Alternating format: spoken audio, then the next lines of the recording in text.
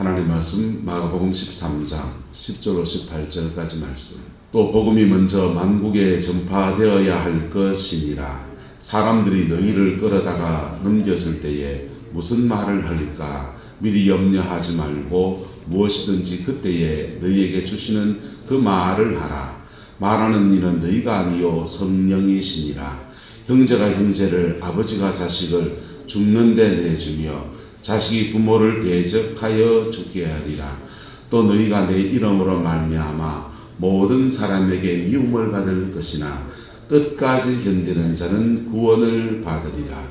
멸망에 가정한 것이 서지 못할 것에 선 것을 보거든 잃는 자는 깨달을진저 그때 유대에 있는 자들은 산으로 도망할지어다. 지붕 위에 있는 자는 내려가지도 말고 집에 있는 무엇을 가지러 들어가지도 말며 밭에 있는 자는 겉옷을 가지러 뒤로 돌아보지도 말지어다. 그날에는 아이 뵌 자들과 젖 먹이는 자들에게 화가 있으리로다. 이 일이 겨울에 일어나지 않도록 기도하라. 정말 신앙. 저와 여러분 안에 이 신앙의 종말의 때에 대한 확고한 믿음, 교리적으로 정리되어지는 것을 축복하고 그것에 따라서 내가 바른 신앙생활하는 것, 그게 바른 종말 신앙입니다. 그 두 가지가 함께 갖추어지게 되기를 예수 이름으로 축복합니다. 주님은 지금 종말의 때가 오기 전에 복음이 먼저 어디에 전파된다 합니까? 만국에 전파되어야 할 것이다. 이 말씀은 AD 70년에 이루어진 말씀이 아니에요. 이 말씀은 지금 이루어지고 있습니다. 지금 예루살렘에 시작한 복음이 로마로 갔다가 소아시아로 갔다가 로마로 갔다가 유럽으로 갔다가 미국으로 갔다가 한국으로 갔다가 전 세계를 지금 한 바퀴 돌고 있어요. 그러면서 복음의 세계가 이렇게 전 세계에 뻗어 있는데 문제는 따라서 복음과 기독교 가치관, 복음이 풀어지고 난 뒤에 그 다음엔 기독교 가치관이 들어가거든요. 기독교 서구문화는 기독교 가치관하고 서양 사람들은 유목민족 출신들입니다. 유목문화가 섞인 거예요. 아시아는 어떠냐? 여기는 유목문화가 아니라 농경문화입니다. 농경문화는 정착문화예요. 유목문화는 이동하는 문화입니다. 땅을 두고 있기 때문에 여기는 중앙집권적인 체제가 가능해요. 농경문화에서는 땅을 두고 갈 수는 없잖아요. 유목문화는 임금이 너무 못살게 굴면은 양떼를 몰고 딴 나라로 넘어가 버립니다. 그래서 유목문화는 이동문화입니다. 유목문화는 그래서 수평적인 문화예요. 무슨 문화라고요? 수평적인 문화. 한번 따라합시다. 사람 위에 사람 없고 사람 밑에 사람 없고, 그게 이제 사람과 사람을 동등하게 보는 문화가 유목문화의 특징입니다. 그래서 유목문화에서는 높임말, 낮춤말 이런 게 없습니다.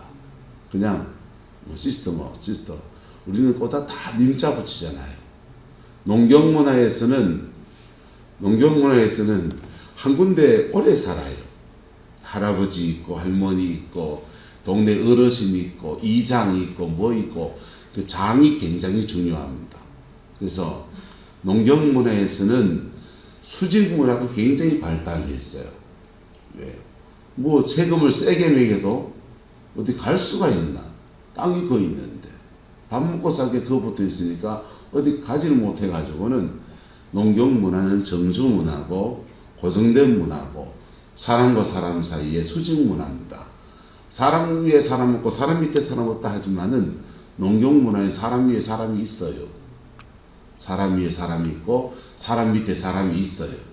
그래서 서구문화에서 기독교 거기 수평문화에다가 기독교 정신이 덧입혀져서 기독교 정신은 모두 다 동일하게 사람을 동등하게 대한다 하면 맞잖아요. 근데 신앙 안에서 질서를 말할 때는요, 위와 아래가 있다고요. 어쨌든 기독교 문화가 서구 문화에 꼽혔는데 복음이 들어가는 것과 기독교 문화를 가지는 것은 별개의 문제입니다. 저바위원들 안에 복음도 들어가고 기독교 문화, 기독교 정신, 기독교 가치관도 세워지게 되기를 예수 이름으로 축복합니다. 이 두 가지가 함께 세워져야 서양이 저렇게 세계 최강대국들의 축복들을 그렇게 받았던 것처럼 우리도 그렇게 받는 것입니다. 복음이 있는데 신앙의 체험도 있고 복음도 있는데 예수를 만난 분명한 중생의 경험도 있는데 기독교적 가치관이 하나도 안 세워진 사람이 있습니다. 입에 나온 대로 다 지키고 성질 다 부리고 시기하면 시기 다 하고 질투 다 하고 누구 깔짓 뜯고 누구 훔치고 음란하고 그러면은 구원은 받습니까? 안 받습니까? 구원은 받습니다. 개고생을 억수로 합니다. 근데 옆사람 축복합시다. 개고생 덜 합시다. 그 개고생이 광야예요. 광야예요. 그것도 감사하지. 나는 그런 것도 해도 다 광야 그런 소리 그런 거 절대로 없더라. 그 사람 지옥 갈 사람입니다. 사생자기 때문에 그리 광야가 없는 겁니다. 차라리 고난이 있는 게 낫습니다. 자, 주님이 지금 전 세계적으로 기독교 가치관은 유럽은 가지고 있는데 어디에선 지금 멀어져 있고 복음의 본질에서 멀어져 있고 지금 우리나라도 지금 심각한 문제에 들어갔지만 그래도 이 대한민국에는 복음은 들어와 있는데 뭐가 안 세워져 있고 기독교 가치관은 안 세워져 있고 저분 장로라는데 예수 믿는 사람 맞나? 퀘스천 마크 붙는 사람이 있다 없다? 있죠. 저분 목사님이라 하는데 왠지 사기꾼 냄새가 솔솔 풍기는 게 그런 사람이 있다 없다? 있죠. 저도 그걸 보고 있으니까 무섭네요. 자, 근데 이 기독교 정신, 복음이 들어가는 것과 기독교 가치관이 세워지는 것이 함께 어우러질 때 하나님의 나라, 온전한 나라가 이루어지는 것입니다. 할렐루야. 이 복음 전파는 그래도 전 세계에 지금 다 뻗어나가 있습니다. 다. 전 세계 아프리카, 남미, 중동 어디 할 것 없이 다 복음이 지금 전파되어져 있어요. 이 전파된 복음이 이제 생명 안에서 열매를 맺는 것과 기독교 가치관이 딱 자리 잡으면 그때부터는 거기에 하나님 놀라운 부흥의 역사와 신앙의 아름다운 열매들을 그렇게 허락하시는 거예요.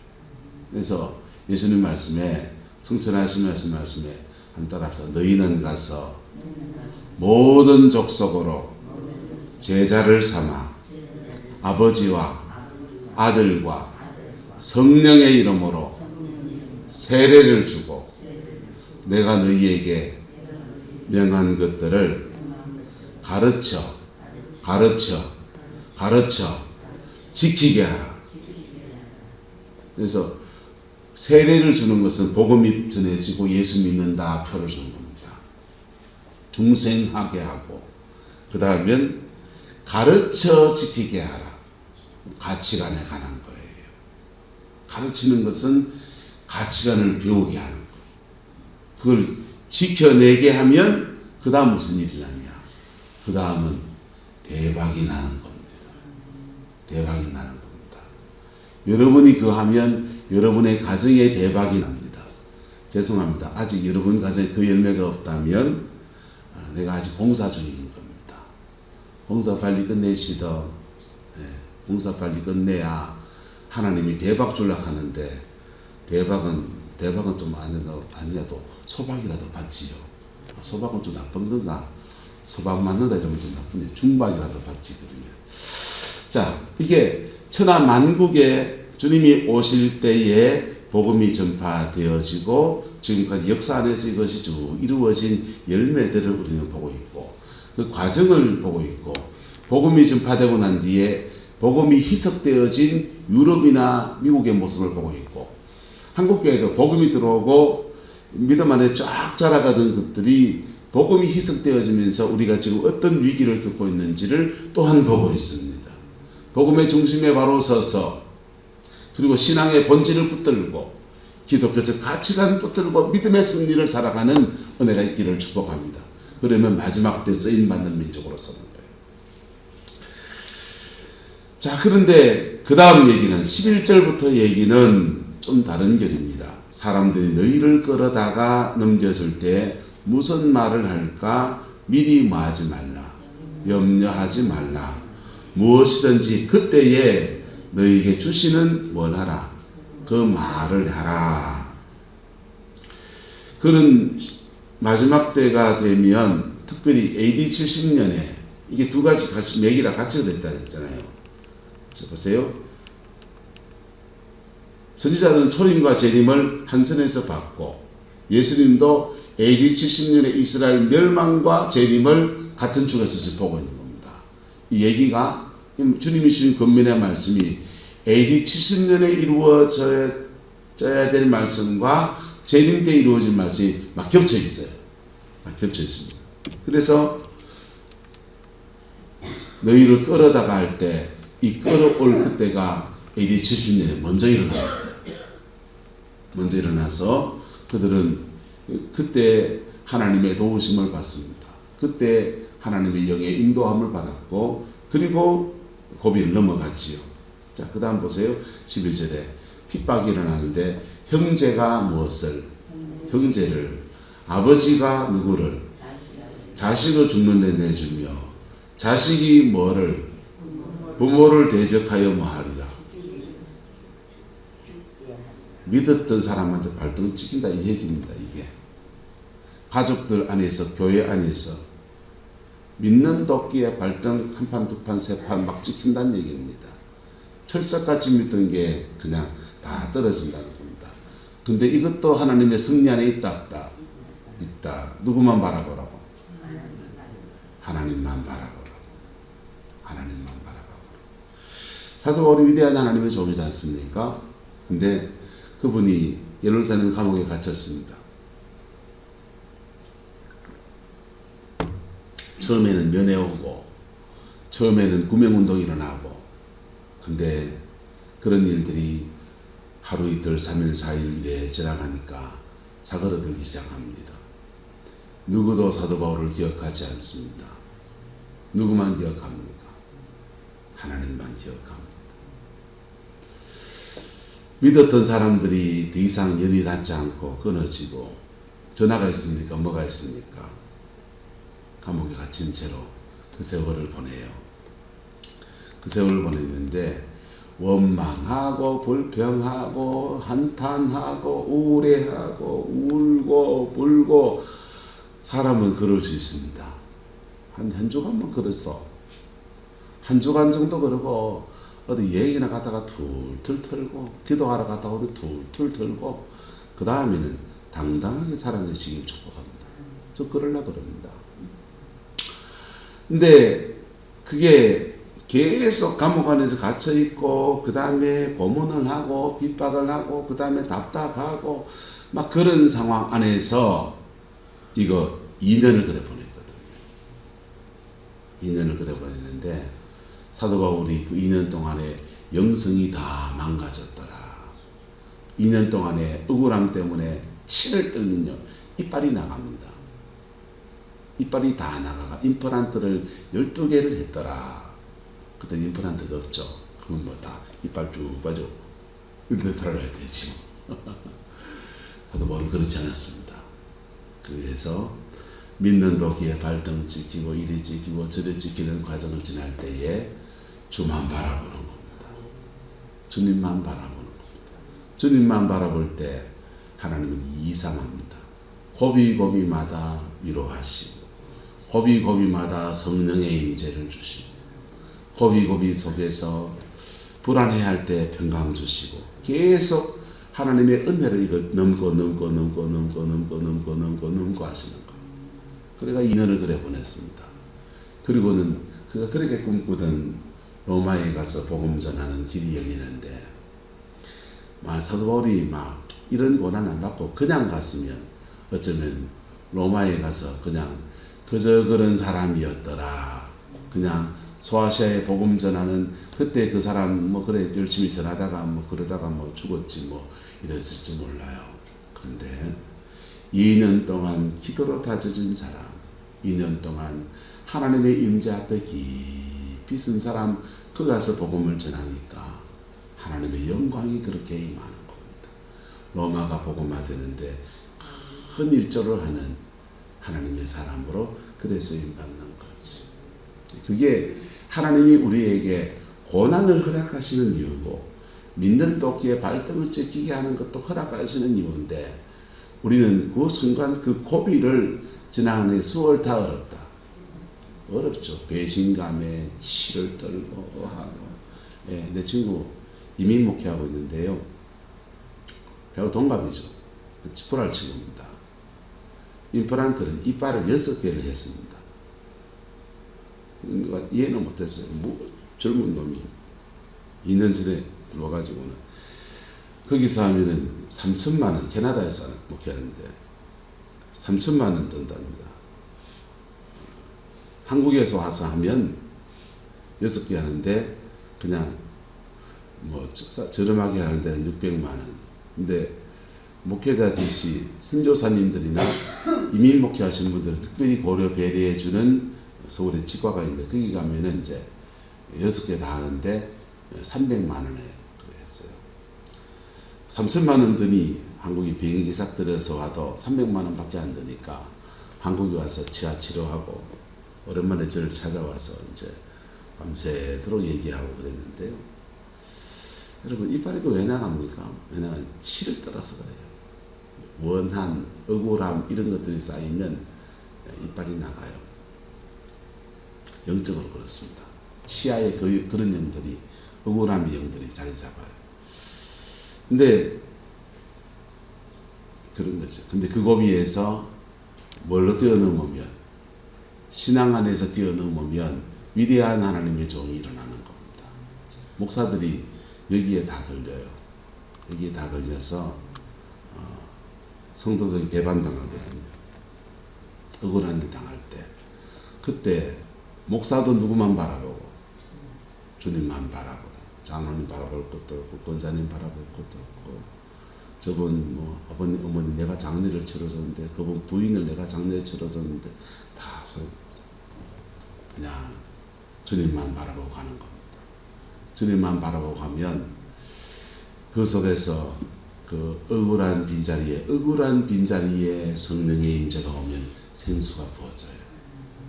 성령의 생수가 확 부어집니다.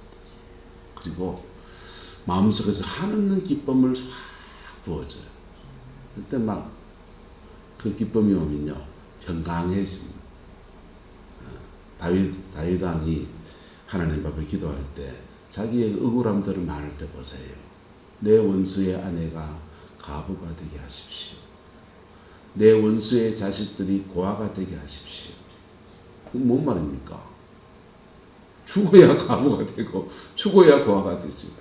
근데 그 죽어야 될 대상이 그 사람 죽으면 자기의 아내였던 다말은 딸인데 고아가 되는 거고요. 자기 친구 요나단입니다. 요나단 고아 되는 겁니다. 자기하고 직접 간접적으로 인연을 맺었던 사람들도 다 그렇게 인생에 어려움을 겪는 거예요. 그거 하나님이 저주했다 합니까? 한탄했다 합니까? 한탄치라 합니다. 그거를 성경에 들어있습니다. 저는 한탄치를 올립니다. 하나님, 저 억울한 거 억울하고 분한 건 분하고 괴로운 건 괴로운 거. 저는 기도에 대해서 저는 이렇게 배우진 않았습니다.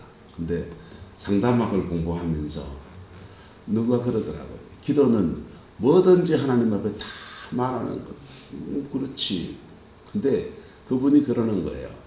그 뭐든지 안에서는 억울함도 들어간다. 분함도 들어간다. 그래서 그래요? 그래서 그때부터 기도하는 이걸 집어넣었어요. 억울하면 억울하다 합니다. 분하면 분하다 합니다. 괴로우면 괴롭다 합니다. 돈 없으면 돈 없다 합니다. 뭘 필요하면 달라 합니다. 정직하게 그냥 나가는다. 그러면 내 안에, 항상 내 안에는 그럴 때 주님이 평강을 주시더라. 평강을 주시고 기쁨을 주시고 그리고 그것을 견뎌낼 수 있는 은혜도 주시고 좀 지나다 보면 헤쳐나갈 수 있는 길도 여시고 그럴 때 영혼 안에서 생수가 팍 터져 영적 생수가 팍 터져 오르는데 신앙의 상승 영혼의 영적 상승이 일어나서 이 고비를 지나서 전 여기 서 있는 거지. 앞으로도 또 마찬가지. 여기서 넘어질 수도 있습니다. 왜요? 다른 목사님들 많이 넘어지더라고. 많이 넘어지고 표겸만 목사 구름포 떠날 때 그 억울해해서 막 그러고 달래고 야야 그래 뭐 연세 많은 분들이 그냥 뭘 몰라 그런 거를 용서를 해라 그랬는데 막 도끼를 막 품성지다. 그래서 내가 세목회지 갈 때 그 친구한테 그래서 세목회지 갈 때 집사람이랑 저랑 떡을 해줬습니다.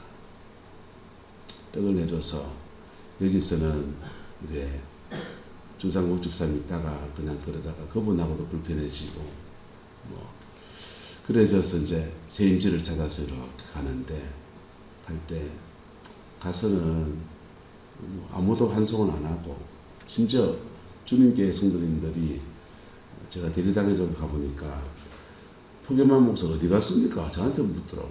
사임할 때 어디 간다 말도 안 하고 그래 갔어요.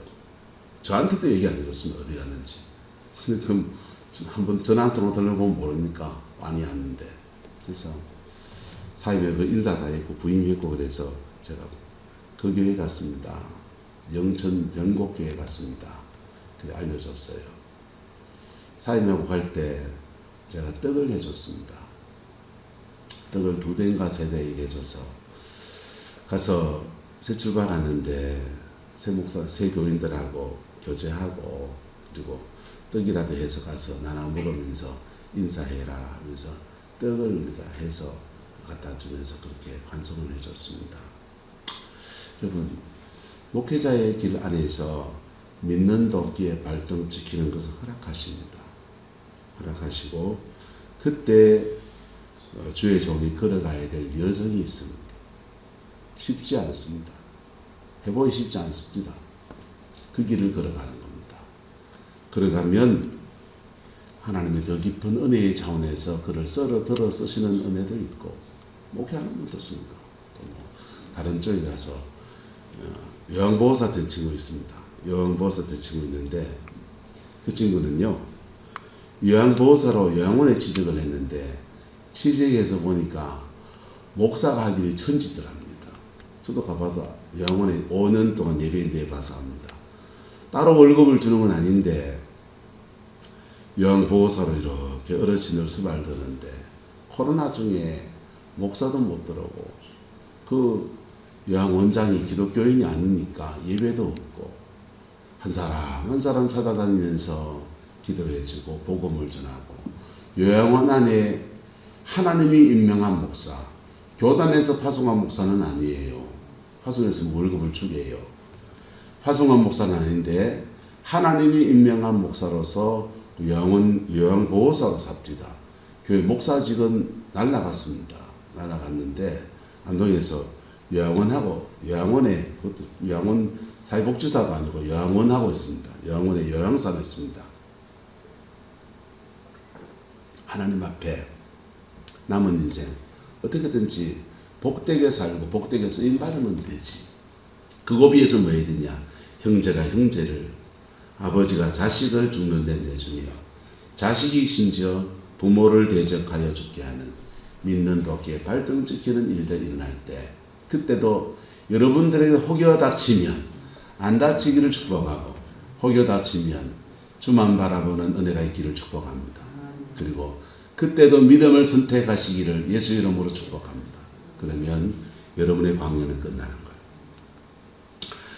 자, 또 너희가 내 이름으로 말미암아 모든 사람에게 무엇을 받고 미움을 받을 것이나 뭐하는 사람은 끝까지 견디는 자는 뭐하리라. 못 견디는 사람은 어찌 됩니까? 가다가 주저앉아 굶으셔야 됩니다.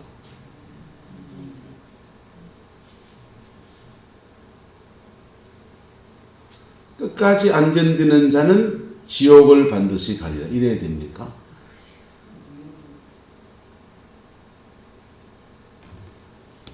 무섭죠? 그렇지 않습니다. 끝까지 견디라는 얘기를 하는 겁니다. 할렐루야. 끝까지 견디라는 얘기를 하는 겁니다. 끝까지 안 견디고 넘어지면요, 주님이 찾아오십니다. 넘어지면요, 낮아짐의 시간을 지나갑니다. 낮아짐의 시간을 지나가면서 돈 때문에 못 견뎠잖아요. 돈 뺏어봅니다. 가난에 취해서 가난의 낮아짐의 시간을 지나갑니다. 그 사람 휩쓸려 그랬잖아요. 그 사람하고 또 끊어지게 만듭니다. 사람이 끊어지는 낮아짐의 시간을 지나갑니다. 권력 믿고 까불었잖아요. 권력 뺏어가 버립니다. 그래서 권력이 뺏긴 낮아짐의 시간을 지나갑니다. 팔뚝에 힘 있다고 건강하다고 믿고 버텼잖아요. 건강 뺏어가 버립니다. 침상에다 던져버립니다. 역사를 주관하신 하나님은 근데 침상에 던지건 사람을 끊어버리건 돈을 잘라버리건 내가 인간적으로 의지하고 있는 모든 것들을 끊으시는 것은 그때 누구 바라보라고요? 그때 천둥벌거숭이처럼 십자가에 외로이 달려 계시는 예수님이 있습니다. 그리고 그때 피 묻은 십자가와 눈높이가 맞아져요.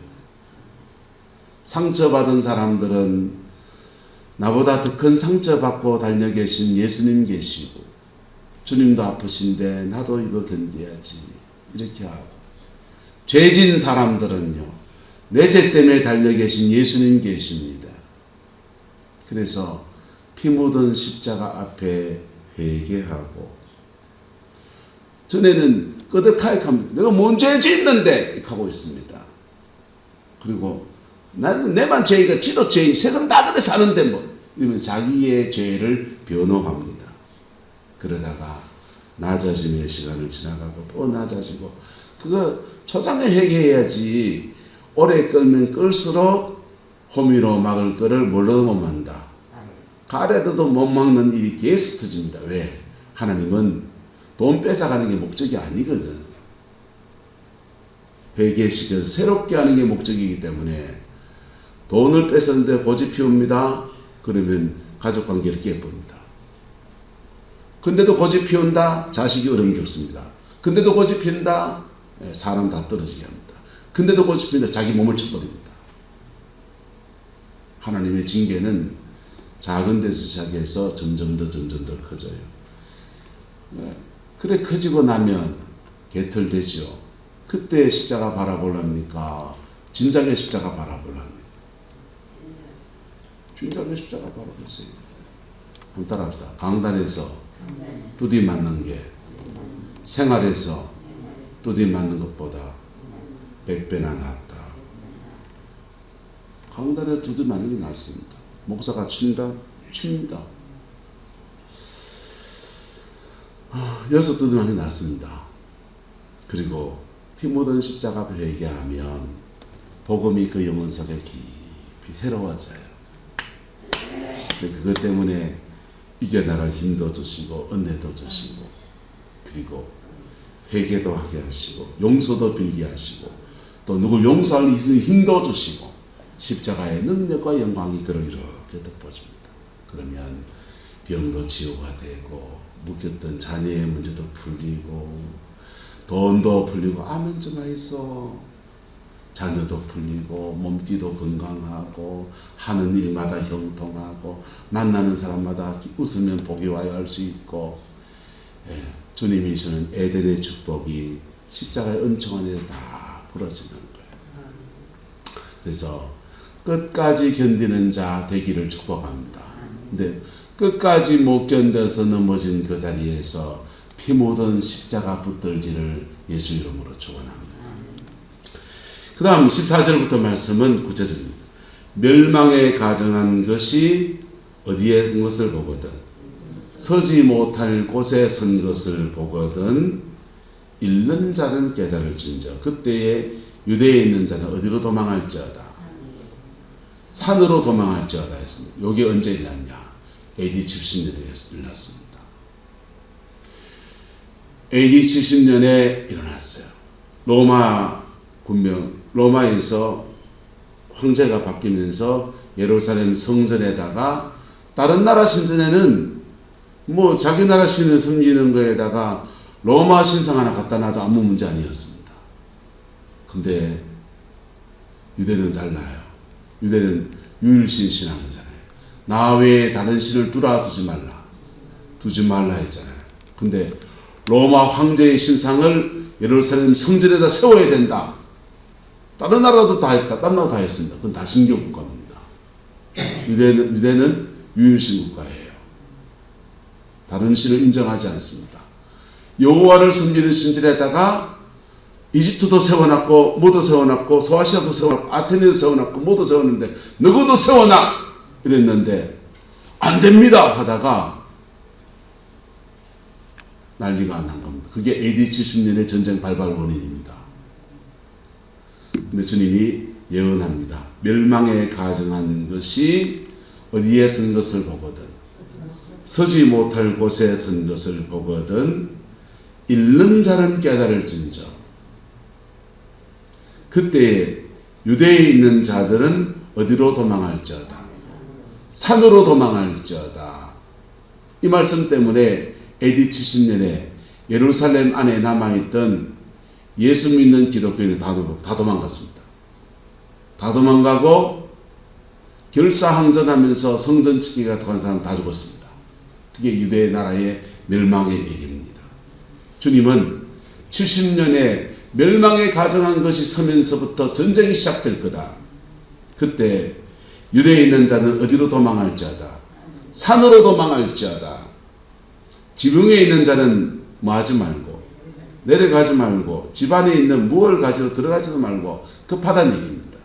급하니까 그냥 입은 채로 그냥 손에 뭘 든 채로 그냥 들었으면 든 채로 가고 안 들었으면 안 들은 채로 그냥 달려 도망가라는 것입니다. 밭에 있는 자는 겉옷 가지러 뒤로 돌아보지도 말고 그냥 내 빼라 이거예요. 그날에는 누가 힘들다? 아이 된 자와 젖 먹이는 자에게 뭐가 있도다? 화가 있도다. 이 일이 언제 일어나지 않도록? 겨울에 일어나지 않도록 뭐해라? 일어나는 건데 근데 이 일이 겨울에는 일어나지 않도록 뭐해라? 기도해라. 겨울에 일어나면 밖에 나가면 춥잖아요. 도망 나갔다가 얼어 죽어버리니까. 겨울에는 나무 뿌리 풀뿌리 캐모서 살아야 되는데 캐물 게 없으니까.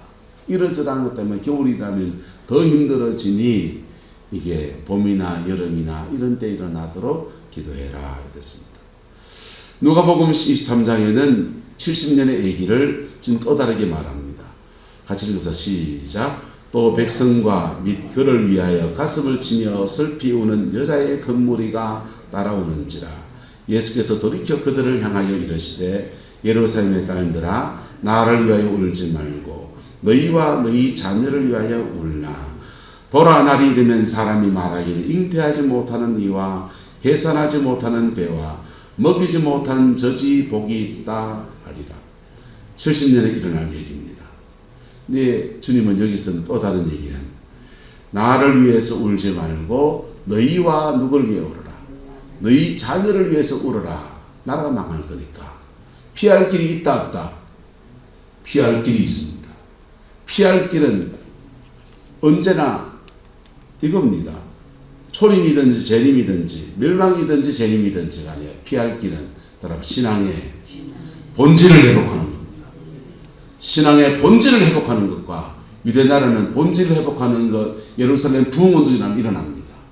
베드로가 설교할 때 3,000명이 돌아오고 5,000명이 돌아오면서 교회가 부흥하면서 신앙의 본질 회복 운동이 일어나요. 하나 더 해야 됩니다. 따라서 사명 감당해야 됩니다. 사명을 감당해야 됩니다. 하나님의 복음의 불을 주신 것은 자기 혼자만 구원받고 은혜받고 신앙의 본질 회복해서 우리가 축복받았다 이렇게 하려고 하는 게 아닙니다. 회복된 사람들을 통해서 또 다른 나라들에게 복음을 전파해 나가는 제사장적 사명을 감당하라고 주신 겁니다. 유대인들은 구심적이거든요. 자기 혼자나 하나님은 우리 민족의 하나님, 이방인 하나님이 맞고 안 맞고 안 맞고, 그래서 복음을 들고 뻗어나가는데 문제가 있습니다. 그래서 AD 70년대인데 그들은 신앙의 본질을 회복했는데 뻗어나가는 사명을 감당하지 않다가 다 망해버려요. 다 망하니까 그제서야 전 세계로 흩어졌습니다. 흩어진, 살기 위해서 흩어졌는데 흩어지고 나니까 예루살렘에서 신앙의 3대, 4대, 5대, 6대, 10대, 20대, 100대 이런 믿음의 사람들이, 복음 앞에 세워진 사람들이 사도 바울이 세우는 교회마다 들어가서 물고기 하나 그리면은 그들을 받아줍니다. 받아주면 그 가서 믿음 생활하는데 이분들은 기도 생활의 훈련이 받았어요. 하나님 앞에 믿음으로 조상들부터 심어놓은 많은 영적 유산들이 있어서 손을 얹어 기도하면 은사가 확 일어나는 거예요. 병이 고쳐지고. 그래서 사도 바울이 세우는 교회마다 예루살렘에서 온 그 은혜 받은 집사님 평신도들입니다. 사도들도 흘러가지만은 그 사람들이 막 흩어지면서 전 세계의 복음의 대폭발적인 역사들이 그래 일어난 거예요. 여러분, 우리도 신앙의 본질을 회복해야 합니다. 재림의 시기를 예측하는 거 좀 좋습니다. 해보세요. 공부해 보시고 날짜 계산까지 해보십시오. 몇 날 며칠 온다 그 말을 제발 하지 마시고 연구해 보세요. 재밌습니다. 과학적으로 뭐하고 유대역하고 맞춰서 보면은 그거 공부하는 재미가 쏠쏠합니다. 해봤습니다. 저 재미 쏠쏠합니다. 근데 그것 가지고 종말 신앙으로 살아내시기를 예수님의 이름으로 축복합니다. 종말 신앙으로 사는 것은 내가 예수님 안에 알곡되는 게 첫 번째, 그리스도의 신부로 단장하는 것, 회개할 거 회개하고 용서할 거 용서하고, 나한테 상처 준 사람이라도 중보기도 하고, 할렐루야, 그리스도의 신부로 단장되는 것, 그리고 이 시대 안에서 우리에게 준 사명을 따라서 복음을 전하는 것입니다. 이 아름다운 역사가 저와 여러분의 남은 인생에 가득하게 되기를 예수 이름으로 축복합니다. 기도하겠습니다. 좋으신 아버지 하나님, 마지막 때를 살아갑니다.